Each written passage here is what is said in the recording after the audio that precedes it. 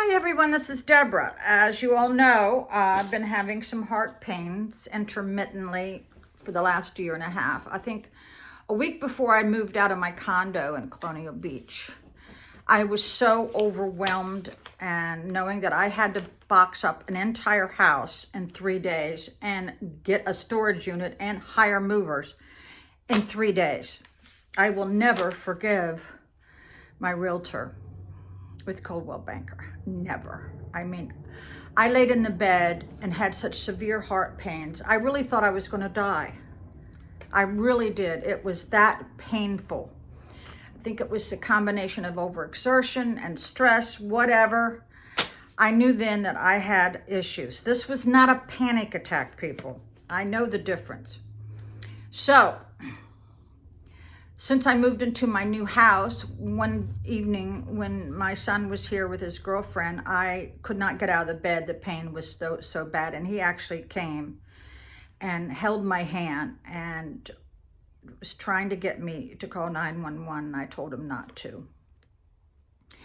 About an hour later, I broke out in a cold sweat, and then I took some alcohol and he rubbed it all over my chest. It made me feel better. And then I went in the bathroom and threw up. I knew then I better see a cardiologist. So I saw one not too long after that episode. And he says, well, let's start you off with a stress test and then we'll do an angiogram. We'll start with an EKG, then stress test, then angiogram. Well, I did take an EKG at my regular doctor's, and she said it was abnormal. She's the one who told me I really need to see a cardiologist. So I told the doctor last year, don't write an order. Let me wait this out and see if it's just not my imagination or whatever. So last month in March, I started having such regular heart pains that I was afraid to do anything that would be exerting my energy. I was afraid I would get that pain and then have to go on the ambulance. So I didn't do anything to exert myself because I did not want the pain. So then my family and friends got after me and said, well, you need to go back to the cardiologist. So I did. The one I saw yesterday, he was actually an alumni of my high school. He was class of 88. I was class of 73.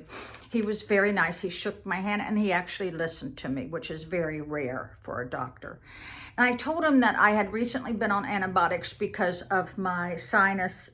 It was so bad. And I said, after I took a course, 5-day course, I felt better and my heart pain stopped. He did not find that unusual, not that unusual. He said I could have had other issues going on. Ooh. And so he looked at my history and he knew that I used to run marathons, and he knew that I have 2 new hips and 6 rods in my back. And he goes, you know what, Debbie, I think that you would probably pass the stress test, on the treadmill, which would not give us any answers. He said, I think we just need to go straight to the angiogram.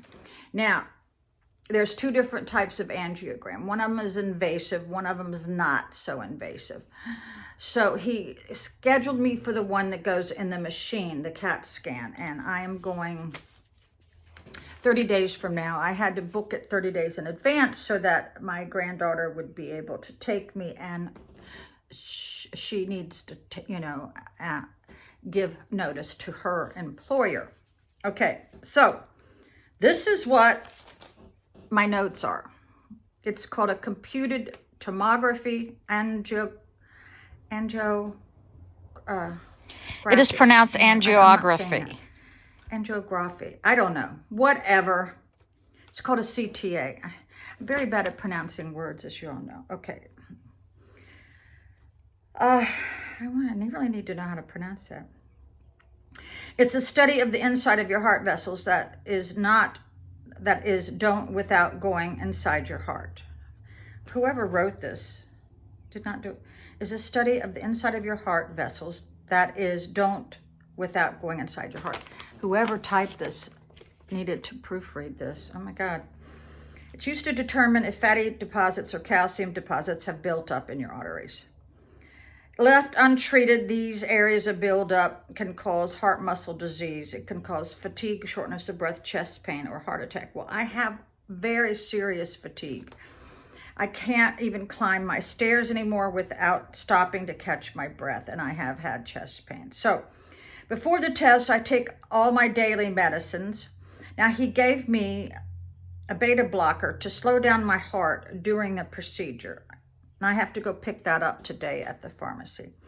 I'm not to take Viagra either. Okay. No energy pills. Well, I don't take energy pills anyway. No caffeine. Well, that means no coffee for me. No alcohol 12 hours before the test, and I don't eat 3 hours before the test. I have to drink plenty of water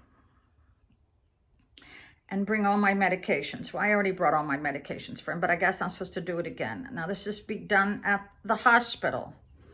I have to sign a consent that gives us permission to do the test.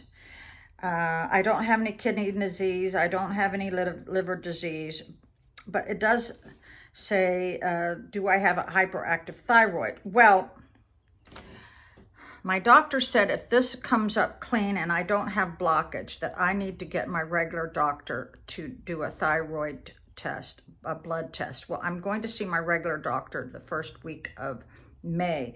So she's going to take care of that issue.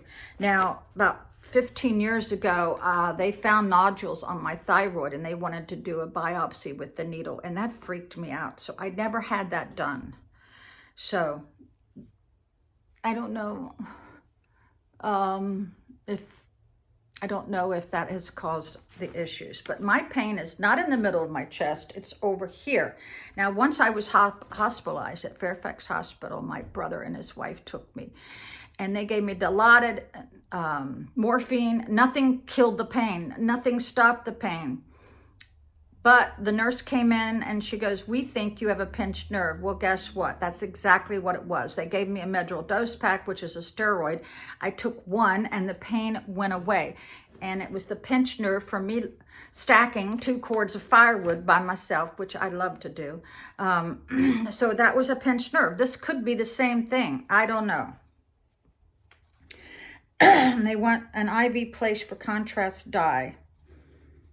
And they're going to check my heart rate and blood pressure. Okay. So, this is what he wrote about me. It was really nice to meet you today. I have never met anybody who went to the same high school with me. How wonderful it is to be able to read the notes that your doctor gives you. Oh my God. Like we talked about, we will schedule for the CT scan of your heart and we will look for any blockages. Make sure that your main doctor checks your thyroid and your blood. If you are tired, you could consider doing a sleep study. Well, let me tell you what, I have no trouble sleeping. That is a blessing from God, because when I was perimenopausal, I had insomnia for almost 6 months and I almost went absolutely bonkers. So that's an update. Thank you. Bye.